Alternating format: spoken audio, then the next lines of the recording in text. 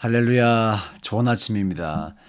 여러분, 제가 이번 주에 좀 불면증이 있었나 봐요. 그래서 잠을 계속 못 들어서 새벽에 일어나지도 못했고 새벽 예배 진행을 못했습니다. 하나님 앞에 참 송구하고 또 여러분께도 죄송한데요. 새벽 예배 하시는 분들은 카톡방에 있어서 제가 공지를 이렇게 드릴 수가 있는데 그 카톡방에 들어와 있지 않으신 분들은 아유 왜 새벽 예배 영상이 안 올라오나 그런 생각을 하시겠죠. 또 걱정하실까봐 여러분들 걱정하시면 저도 걱정합니다. 여러분들 마음을 시원하게 풀어드리고 싶은 게 목회자의 마음이어서 이렇게 늦게나마 영상 올리게 됐고 또 한 가지 하나님 말씀을 증거한다는 것은 참 감사하고 기쁜 특권입니다. 그 특권을 하루라도 더 누리고 싶은 것이 제 마음인데 그래서 이렇게 말씀을 전하게 됐습니다. 오늘 본문 베드로전서 3장 1절부터 12절까지의 말씀인데요. 이 본문과 에베소서 5장은 남편과 아내들에 대한 권면의 말씀을 담고 있습니다. 남편들에게는 이렇게 해라, 또 아내들에게는 이렇게 해라 이런 말씀을 담고 있는 것이 오늘 본문인데요. 이 본문은 그래서 소위 말해 본전도 못 찾는 본문입니다. 목회자들에게 설교자에게 본전도 못 찾는 본문이다. 왜 그러냐? 남편들에게 이렇게 사십시오. 아내들을 사랑하십시오. 그러면 당신이 해봐라. 그렇게 대답을 합니다. 당신은 잘하고 있느냐? 사랑할 만해야 사랑하지. 또 아내들에게 남편에게 순종하십시오. 그러면 순종할 만해야 순종하지. 그런 답변이 돌아옵니다. 그래서 어떻게 설교를 해도 이 쓰여 있는 대로 설교를 안 할 수 없잖아요. 어떻게 말씀을 전해도 이 말씀이 들어가기보다는 튕겨 나오기 때문에 본전도 못 찾는 본문이다. 그게 오늘 본문입니다. 자, 그런데 여러분 이 본문을 우리가 살펴보면서 세세히 살펴보면서 거부감을 조금 버리고 도대체 이 본문이 어떤 의미를 가지고 그렇게 말하는지 왜 그렇게 말하는지 한번 살펴볼 수 있기를 원해요. 그리고 그 의미를 우리가 좀 이해한 뒤에 내가 정말 순종할 것인가 또 내가 정말 사랑할 것인가 아내는 남편에게 순종하고 남편은 아내를 사랑하라고 하는데 정말 그렇게 할 수 있을까? 그러기 위해서 그 이유를 한번 살펴보겠습니다. 1절 말씀에 보면 아내들아 이와 같이 자기 남편에게 순종하라. 이는 혹 말씀을 순종하지 않는 자라도 말로 말미암지 않고 그 아내의 행실로 말미암아 구원을 받게 하려 함이니라고 되어 있어요. 자, 지금 베드로 사도가 아내들에게 말을 하는데 특별히 믿지 않는 남편을 둔 아내들에게 말을 합니다. 이것이 참 주의해서 보아야 할 점입니다. 여러분 믿는 남편이라면 믿는 아내들이 더 순종하기가 쉽겠죠. 적어도 믿는 남편이라면 하나님 말씀이 무엇인지도 알 것이고요. 또 가치관이 비슷하기 때문에 순종하기가 더 쉬울 것입니다. 그런데 지금 베드로 사도는 믿지 않는 남편들에게 순종을 하라 그래요. 오 마이 갓, 이거 어떻게 된 일입니까? 그런데 그 이유를 우리가 자세히 살펴볼 이유가 있습니다. 뭐라고 되어 있습니까? 이는 혹 말씀을 순종하지 않는 자라도 말물로 말미암지 않고 그 아내의 행실로 말미암아 구원을 받게 하려 함이다. 예, 이 아내의 순종하는 그 행실로 인해서 구원을 받게 하려 합니다. 믿지 않는 남편도 자신에게 순종하는 아내를 보며 구원을 받을 수 있다는 거예요.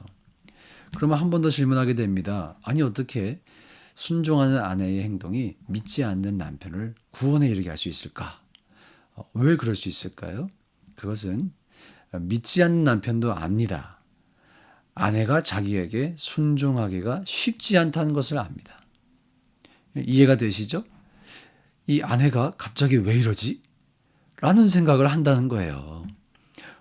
나는 이런 대접을 받을 사람이 아닌데, 그리고 내가 알기로 저 처자가 저런 사람이 아닌데, 언제부터 나에게 이렇게 잘해주나? 왜 나에게 이렇게 잘해주나? 그러면서 갑자기 마음이 두려워지기도 하고, 불안해지기도 하고, 무슨 꿍꿍이가 있는 것이 아닌가? 그런 생각도 들겠죠. 근데 나중에 그 이유를 알게 될 것입니다. 우리 아내가 나에게 이렇게까지 힘든 순종을 하는 까닭은 그 아내가 믿고 있는 예수님 때문이구나. 내 아내가 이렇게 행동하는 것을 보니 이 아내는 정말 살아있는 예수님을 믿는구나. 나의 아내를 변화시킬 수 있는 예수님이라면 나도 한번 믿어보고 싶다. 그런 생각이 든다는 거예요. 성경이 그래서 아내들에게 권면하는 것입니다. 남편에게 순종하라. 여러분 사실 이 집 안에서 우리가 가장 편안해지죠. 내추럴해지기가 쉽죠.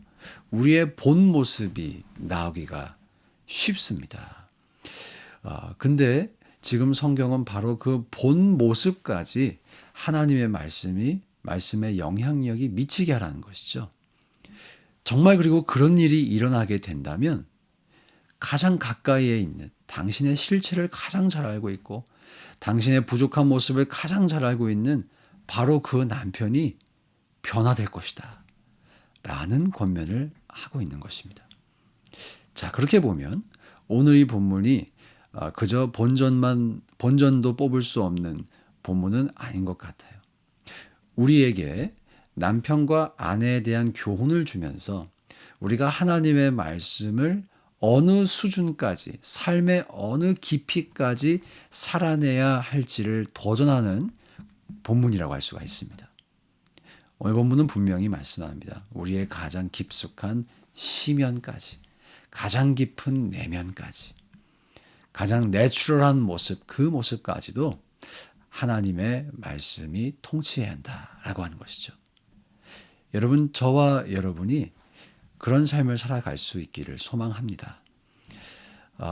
그래서 오늘 본문은 믿지 않는 남편을 둔 믿는 여인에게 쓰여진 본문이라고 할 수가 있겠지만 이것을 우리의 컨텍스트에 맞게 상황화해 보면 아직 결혼을 안 하신 분들, 또 다른 이유 때문에 남편이 없으신 분들, 에게도 적용하자면 우리 주변에 가까운 사람들이 그 사람이 자녀가 될 수도 있겠죠. 또 다른 가족 멤버가 될 수도 있겠죠. 아니면 나의 가까운 이웃 친지가 될 수도 있겠죠. 그런 사람들이 여러분을 보면서 저 사람이 믿는 하나님 정말 능력 있으시구나. 이야, 저 사람을 변화시킬 수 있는 하나님이시라면 정말 살아계시구나. 이런 그런 마음의 변화를 느낄 수 있게 하는 것이죠. 사랑하는 여러분, 우리의 믿음 생활, 우리의 신앙 생활, 정말 누군가에게 살아계신 하나님을 보여주고 있는지 우리가 돌아볼 수 있기를 원합니다. 그리고 그러기 위해서 우리가 하나님 말씀을 어디까지 적용하고 있는지 우리 돌아볼 수 있기를 간절히 소망합니다. 이어지는 본문에 보면 3절에 이런 말씀이 있어요. 너희의 단장은 머리를 꾸미고 금을 차고 아름다운 옷을 입는 외모로 하지 말라. 외모에 너무 많은 시간을 투자하지 말라는 거예요. 그리고 4절에 오직 마음에 숨은 사람을 온유하고 안정한 심령에 썩지 아니할 것으로 하라. 이는 하나님 앞에 값진 것이니라. 여러분, 우리가 며칠 전 금요일에도 제가 말씀을 나누었죠. 성령의 열매는 다 내면에 관한 것입니다. 눈에 잘 보이지 않아요. 다 인격, 내면의 인격에 관련된 것이에요.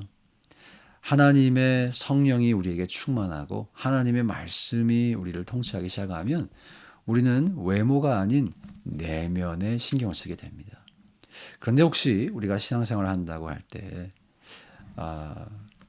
남들에게 보여주기 식으로 다른 사람들이 볼 수 있는 모습까지만 내가 선을 다 그어놓고 바리새인처럼 겉으로는 의로운 척 그렇게 살아가고 있지 않느냐는 것이죠. 그것을 속일 수 없는 관계가 바로 부부 관계입니다. 가족이죠. 아무리 밖에선 가식적으로 살아도 집에선 속일 수가 없잖아요. 오늘 본문은 바로 그런 우리를 권면하는 것입니다. 도전하는 것입니다. 집 안에서도 우리의 내면이 하나님의 성품을 닮은 사람이 되라는 것이에요. 여러분이 또 제가 이 하나님의 말씀을 정말 귀히 받아들일 수 있기를 주님의 이름으로 축복합니다. 그리고 한 번 더, 한 발짝 더 나아가서 이 말씀 드리고 마무리하고 싶습니다. 올해 저희 교회의 표가 하나님이 주어가 되시는 해이죠. 갈라디아서 2장 20절을 기초로 그렇게 표를 잡아보았습니다. 내가 죽고 하나님께서 사셔야 한다라고 하는 것이죠. 여러분, 남편과 아내 사이에서까지 여러분이 하나님의 성품을 나타내시려면 우리의 힘과 능력, 최선의 노력으로는 불가능합니다. 그것으로도 불가능해요. 아무리 열심히 해도요, 우리의 본성이 잘 변하지 않습니다. 그럼 어떻게 하라는 것이냐? 말씀은 이렇게 쓰여 있는데 내가 어떻게 해서 내 행실을 통해서 믿지 않는 남편까지 돌이키라는 것이냐? 유일한 방법이 있습니다. 유일한 방법이에요. 이것이 the only way예요. one and the only way예요. one and only way. 그게 무엇이냐면 내가 죽어야 합니다. 내가 죽어야 돼요.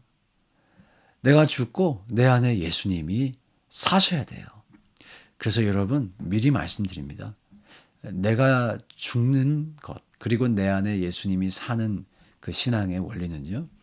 성경이 우리에게 말씀하는 모든 명령을 가장 빨리 지킬 수 있는 방법이고 그리고 그 모든 말씀을 지킬 수 있는 유일한 방법입니다.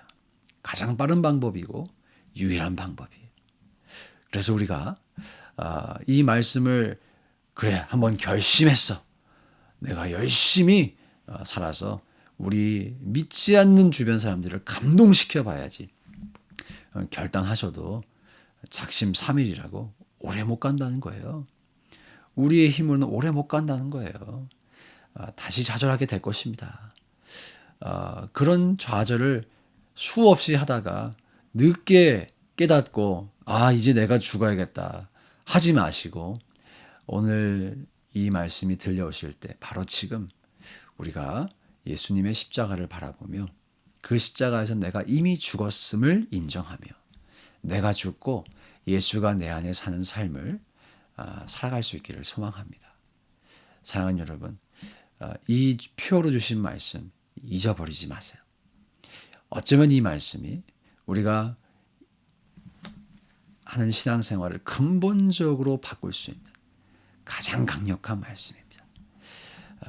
저와 여러분이 하나님의 이 말씀을 깊이 받아들여서 우리가 죽고 우리 안에 예수님이 사셔서 절대로 불가능할 것만 같던 아내가 남편에게 순종하는 일이 가능해지고 또 남편이 예수님이 교회를 사랑하셔서 자기의 몸을 주신 것처럼 아내를 그렇게 자기 몸을 불살할 정도로 사랑하게 되는 그런 일이 일어나기를 간절히 소망합니다.